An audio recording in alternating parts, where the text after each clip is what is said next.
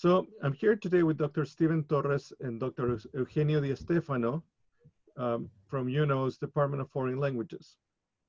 They have been in the Cinemateca committee for several years. So I wanted to ask them, now that we have another Cinemateca coming this year, a little bit about the story. How did Cinemateca start? Steve? Well, it started well before 2008, which is when we had our first series.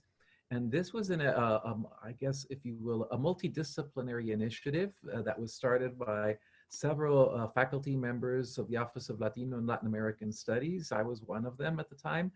And by a group of young people who had a dream of building a local theater, which would be for films that would not be the typical movies that we see in corporate, major distribution companies, in corporate theater chains.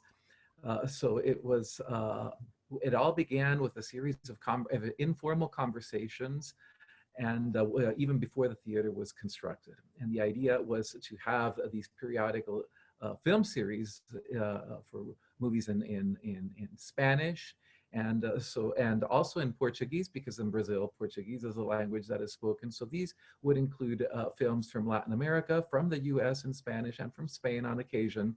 And the idea was to render those cultures more visible, especially in Omaha, where a population where around 60,000 people speak Spanish, give or take a few. And when one goes to the regular movie theaters, by regular I mean the corporate run movie theaters, one seldom sees a film from another country or in Spanish. And the idea is that we need to symbolically and culturally recognize those contributions and make them visible to the community, and to celebrate them, and to provide a broad audience an opportunity to be exposed to the broad array of different aesthetic approaches to filmmaking, topics, themes, and to reach a very broad audience. So that was kind of the way it all got started. There was faculty from many departments. So, we had a sociologist, Lourdes Gouveia, we had someone from political science, Jonathan Benjamin Alvarado, someone from history, Marisol Arbeláez, Juan Casas was interested in it at the time as well, from psychology, and I was in foreign languages and literature. So we had, and there are members of the community that were going to join on occasion and be interested as well. So it wasn't just going to be sheerly academic. The idea was to bring members of the community in, and that's kind of how it developed. The idea was to have every 2 years, about 5 weeks, and develop a series of films based on different criteria each time around to highlight a different topic or different approach or different genre. And so that's basically how it all got started.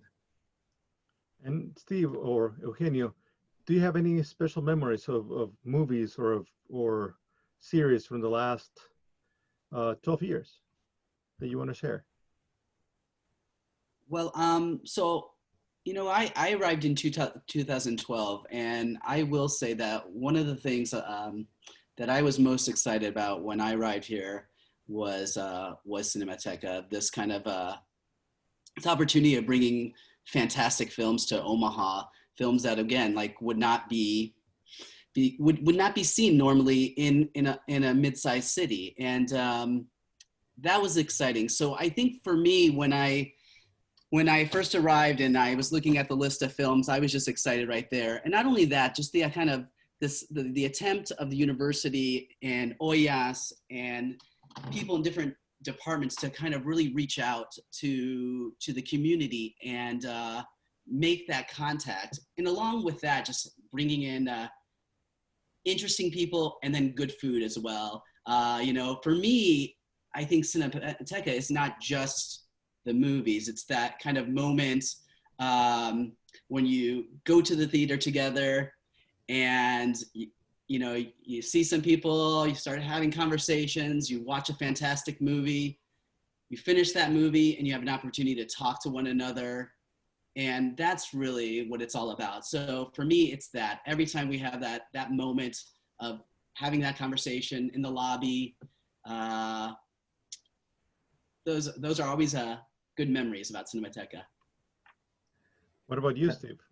Well, for those who've never been to one of the movies that are played at Cinemateca, it's an experience because as it developed, you know, we first started with a little food before each film, maybe not very much, but then gradually it kind of expanded and we kept bringing more and more. And then the idea was that every film would have some food from a Hispanic country or Spanish speaking country, or maybe even Brazil, or at least we would try to based on what's available locally, so as to give the audience an opportunity to not only be exposed to the filmic culture, but also to some of the gastronomical features of that particular country from which the movie originated in. And then afterwards, we would have a public sphere of sorts where there's a conversation after the film. And we would always try to invite several people, maybe one, two, three, to talk about the film afterwards. And maybe we might invite a director, maybe one of the actors that was in the film, maybe someone from the community, someone local who knows a lot about the topic, or maybe a faculty member who knows a lot about that topic, or maybe both, maybe a community member, a faculty member, and a moderator, guests, and so forth. And the nice thing about that is that there are rare opportunities for people of completely different backgrounds to come together in a large room and have a conversation about a meaningful topic. That's not something that happens that often. And the audience during the screenings at film streams, especially during Cinemateca, includes people that speak Spanish, people who don't, young people, middle-aged people, people that are past the middle-age time of their life, I guess you would say, people of different ethnicities, races, gender, sexual orientation, you name it. So it's always a really broad, and not to mention class, right? So we've always made an effort to reach beyond the barriers of social class as well. So it's a really diverse audience and a time to share perspectives that seldom have a chance to interact with one another.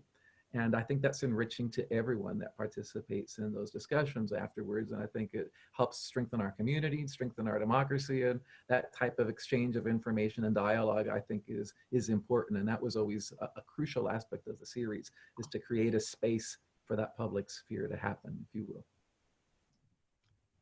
And now that we have, Netflix and Canopy and several other options that probably were not that available 12 years ago, is that still the main importance of Cinemateca? Is there other? So what is the role that Cinemateca plays in Omaha today, you think? Yeah, that's a great question. And I would say that it's going back to that kind of idea of experience, right? In a certain sense, yes. I mean, we have almost an endless stream of films that we have access to nowadays. So, what Cinemateca does is not only kind of provide a kind of a space to see films, but also allows you to have that experience of realizing that film and art more generally is something of the community, right? It is that space, that experience of coming together and having a conversation, and sometimes disagreeing and agreeing, so yeah, I would say that I think we need things like Cinemateca even more today than in the past, because the risk, I mean, is that we continue to kind of to do things by ourselves rather than to realize that we live in a community. We need each other. Thanks. And so what's coming this year? We have Cinemateca 2020 in a different context, in different situations. So what can we expect of this year? Eugenio, you want to answer that question? Well, this year, as we are at our homes, kind of speaking via Zoom, things have changed a little bit. We right now, what we're going to do is we're planning the Cinemateca this year. We have a sneak peek coming up in late September. It's a Chilean film called The Mole Agent, and we're really excited about it. It's a documentary, and we have already some panelists lined up coming from university, and so yes, we're going to have this. It's going to be a virtual screening. We're going to have a virtual Q&A, and we're excited about it. And it's the first time we've ever done this, so we'll see what happens. And after that, you know, we're going to continue to plan and see what other films we're going to bring to Cinemateca and over the next couple months. And so, yeah, Steve, what do you think? Sounds good to me. Sounds like a plan. I agree with everything Eugenio said. I'm also excited about this. It's going to be a different experience doing this online, and I look forward to seeing, you know, how it varies from the traditional experience we've had in the past. It will be interesting to see if it broadens our audience. Maybe, I don't know. It will be an interesting experience to see, and what kinds of questions go back and forth under the new format and how that's affected. It'll be interesting. Thank you. So the Mole Agent is already, you can watch it already through Filmstream's website. And the panel conversation is going to be on September 22nd in the evening. So thanks, Steve and Eugenio, and we'll see you at Cinemateca.